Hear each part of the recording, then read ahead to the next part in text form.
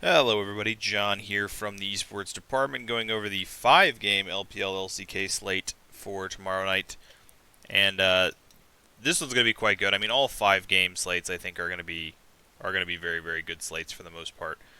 Um, this one I think is going to be a very good one, but this was one of the hardest ownerships I've ever had to do for a slate. So I'm interested to see how I pop out when it comes to ownerships.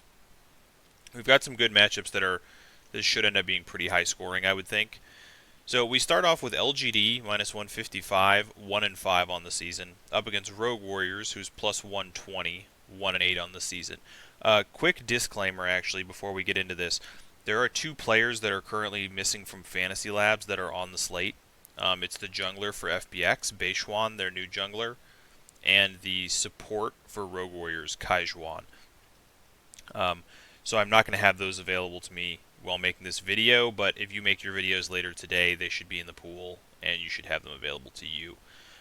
So just be aware of that when I'm doing stuff here, that if I try to make like a cash lineup with either FPX or Rogue Warriors or anything like that, I won't be able to. I don't think probably those teams are going in cash anyway, but if I was going to, it would be tough to create proper lineups without those two players in the pool.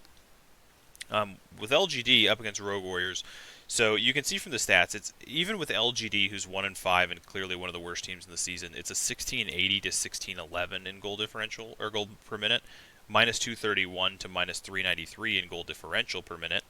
30-23 to 26-26, pretty embarrassing first blood and first turret numbers for both. 10% dragon advantage to LGD, and at 15 minutes, LGD is only about 1,500 behind, and Rogue Warriors lags behind even that at minus 2,054. Now, Rogue Warriors is playing with a new bottom lane, and LGD is pretty much doing the same thing they were doing before the break. I think this is a spot where you're going to see Rogue Warriors be very popular. Um, I might not have had them high enough on my ownership, to be honest. I think a lot of people are going to be in on Rogue Warriors in this matchup with their new bottom lane. They've been clearly the worst team in the league, as you can tell, but their bottom lane was a huge portion of why they were one of the worst teams in the league. Now bringing in Betty, who's a veteran, their first match didn't go exactly as planned, but I think they're going to be better off here, and I think a lot of people are going to view them as a very playable play on this slate, playing against LGD.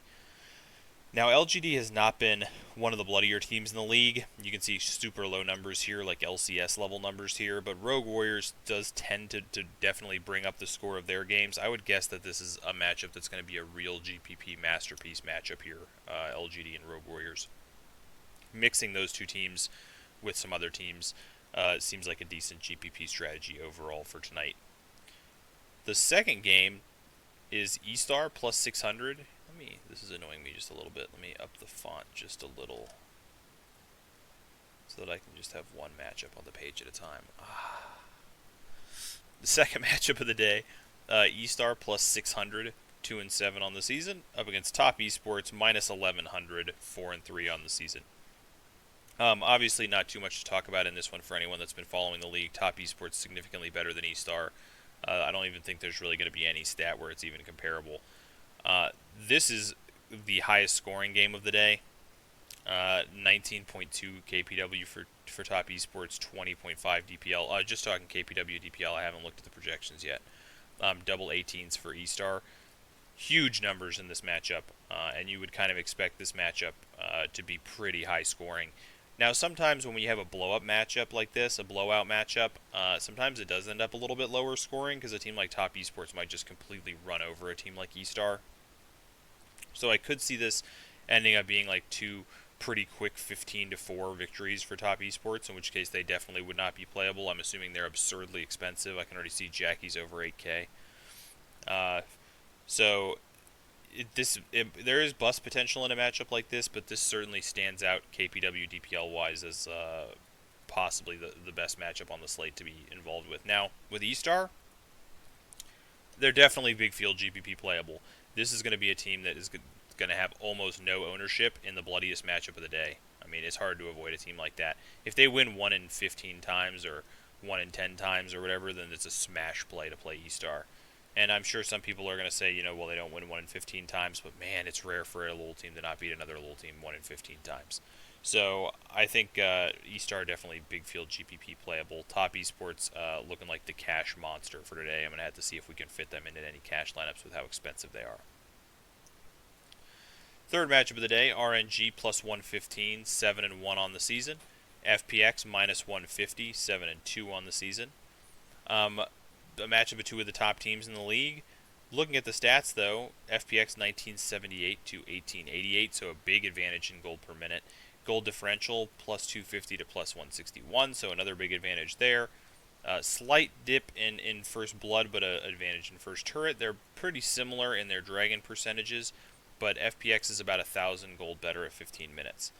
Now that said, they are acting with the new jungler here, and I'm assuming that Beishuan has not had the kind of time with the team that like Bo had before he stepped in. The Bo situation, we don't know exactly how sudden that situation was, but this one was pretty sudden that forced him to bring Beishuan in. So, just really unlucky for FPX, honestly. They had a jungler who was getting it done for them with Tian. He said he's having issues with anxiety and stress, so they moved to Bo, and then Bo is like the best jungler in the LPL. And then Bo has a match-fixing scandal from the LDL, and now they're on Beishuan. So the biggest difference in this matchup is going to be just trying to figure out how you feel about Beishuan coming in. If you think that really hurts the team, it should definitely lead to a lack of cohesion. There definitely hasn't been enough time to really fully integrate him into the team. But another very high-scoring matchup, RNG 18, 19.8, big numbers there. FPX 18.8, so the winner of this matchup expects to go pretty high as well. FPX, not so high on the DPL, but I would expect this to grow. I think their DPL was like 10 going into their last match because they had a couple losses that were really low kill. But this is going to be a higher number, I think, than it is. So you're looking at another matchup with similar upside to the top esports matchup. Another great matchup for GPPs. I think either side seems like a fantastic play in this matchup. Going into the LCK, DRX plus 135, 7-3 on the season, up against HLE, who's minus 175, 6-4 on the season. So this is why we're constantly talking about DRX being fraudulent. Here you have DRX being 7-3, HLE being 6-4, but every stat is like heavily favoring HLE. I mean, first blood goes to DRX, but in general, all the stats just heavily favor HLE, and the odds makers obviously realize that record isn't everything and give HLE the minus 175. I actually personally think minus 175 isn't even far enough. I think HLE is probably a bigger favorite than this in my mind. DRX is just doing the consistency thing. They're just picking easy to play consistent comps and not necessarily executing them that well, but just hoping that their opponents are trying to get too fancy or trying to do too much, and for the most part teams have against them, so it's worked out very well for DRX so far. But I think the block stops here. I think HLE finishes them off in this matchup fairly handily. I'll have bets on that for sure. However, looking at the scoring, 16.9 DPL for DRX, 19.5 KPW for HLE. It's good scoring. Is it good enough to like get them into the realm of this RNG FPX matchup where top esports E-Star? I don't know about that. I'm not sure you want to be on the LCK today, to be honest with you. If I was, HLE is the one team from the LCK I'd be considering playing today. But I don't think you need too much exposure to the LCK. We'll have a look when we get over to the projections in a second. The last matchup, a banger of a matchup. T1 plus 200, 6-5 on the season, trying to take a win off of Damwon Gaming, who is minus 275, 10-1 on the season. It's not as bad as you may think for T1. They have some things going for them. They're slightly better off at 15 minutes, about 350, 375 gold better. The gold per minute is not too different, 1901 to 1836. It's a gap for sure. Gold differentials heavily in Damwon Gaming's favor. First Blood and First Turret both going to T1, but Damwon has a Dragon Edge. Damwon certainly should be a pretty reasonably sized favorite. They've been the best team in the LCK.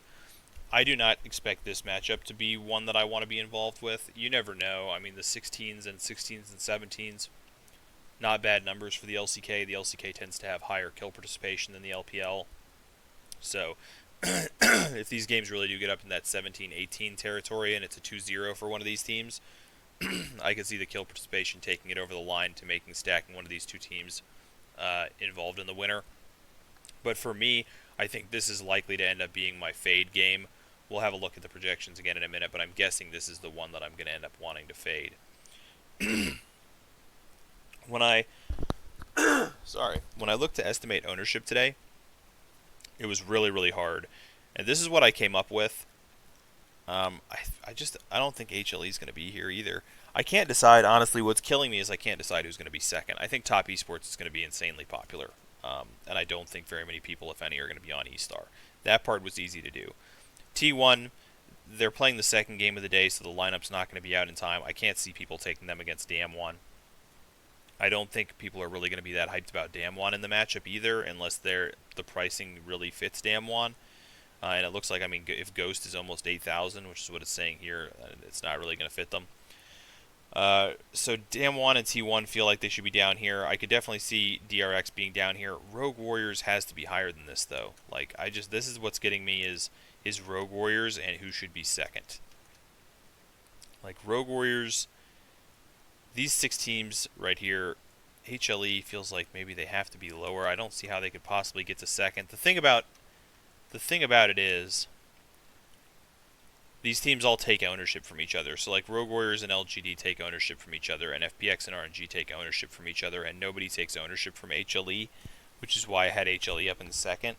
I'm just not sure how many people are really willing to take... obviously DRX takes ownership from them, but I don't think very many people are going to be playing DRX. It might actually honestly be something more like this, with these 4 LPL teams just all stuck in here, and I'm not really sure between LGD and Rogue Warriors either.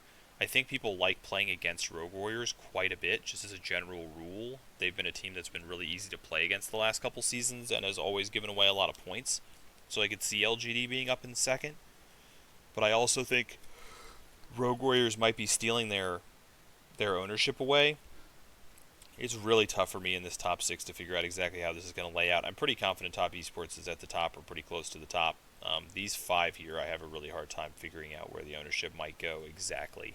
I do think I'd be pretty confident that these are the top 6 owned teams, or pretty close to that. But it's a very tough slate to figure out the ownership for. Probably your best value, if it played out like this, your best values is probably getting in on some Rogue Warriors, some HLE, some RNG, and the GPPs. Maybe even combinations of these two. Some Rogue Warriors RNG, that's a double dog stack that could definitely win. That might be a place to get some good ownership. And I think eStar is going to provide you some value as well. I'm not messing with the T1 Damwon match. You could play some DRX if you have some DRX faith. I think probably their ownership will be pretty low on a slate like this. There's a lot of options that people might want to take instead. So let's look at the favorites. I might leave LGD and Rogue Warriors in there. I feel like that is pretty much a toss-up matchup. And shit, maybe we leave RNG FPX in there too. That's pretty toss-up-y as well. Let's just see how it looks high scoringness wise. So Rogue Warriors right at the top, HLE second, Damwon in third, top esports LGD, RNG, and FPX sitting at the bottom. Nuguri, not been a great scoring top laner so far this season, but I'm interested to see FPX all the way at the bottom. RNG not projecting super well either. For 2 teams that have a pretty hard or high KPW DPL. Now, of course, this is just top lane, but going into the jungle, we're missing Beishwan here, so we don't know where he ends up. But Arthur, actually, with the highest expectation in the jungle, that's very surprising to me. Haro in second, Canyon in third, and Karsa actually coming in below Canyon. That's very interesting. Karsa's not been very high scorer this season, but coming in below. Sorry about that, guys. I realized as I started to do the projections that I had something clearly wrong with them, and figured it out. It was just 2 teams. I had accidentally used the team formula too many times, and it was like showing FPX's 80 carry projecting for 50 points. I was like, I'm pretty sure that's not correct. So I went and fixed that real quick. So now we've got, looking at the top lane, Ziv and Nuguri right at the top, Rogue Warriors and FPX. LGD surprisingly at the bottom, but I think that might be positional. I think we might see them pop up a little bit at some other slots. Damwon down here a bit, HLE right about the middle of the pack, FPX, RNG both towards the top, along with Rogue Warriors. In the jungle, oh, we're missing a player here.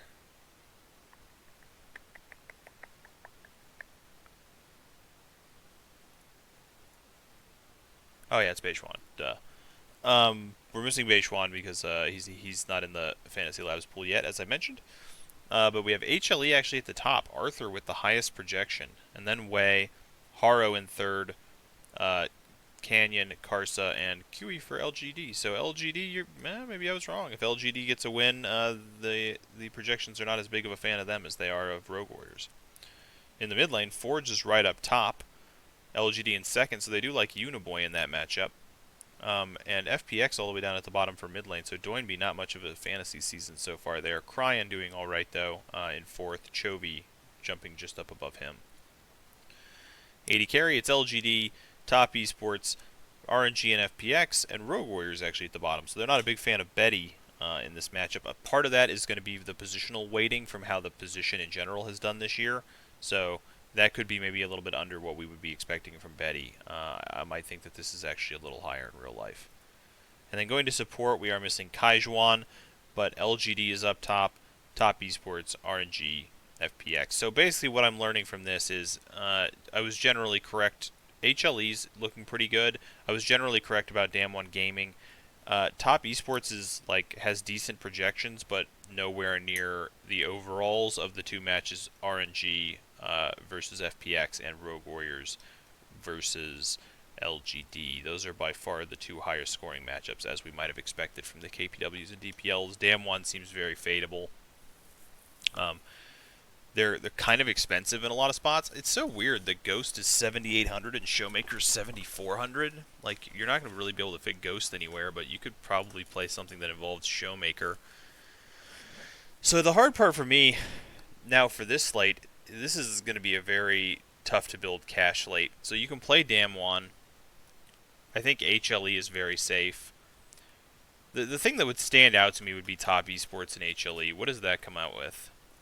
Because I'm going to test some other things in a minute, but if we just did Top Esports HLE, what are we getting? We're getting Support Captain for HLE, a 596.8. And what happens if we put in, say, like Top Esports and RNG, 640. We put in Top Esports and FPX. This one's going to be messed up because we don't have Beishwan in the pool. It's only a 577.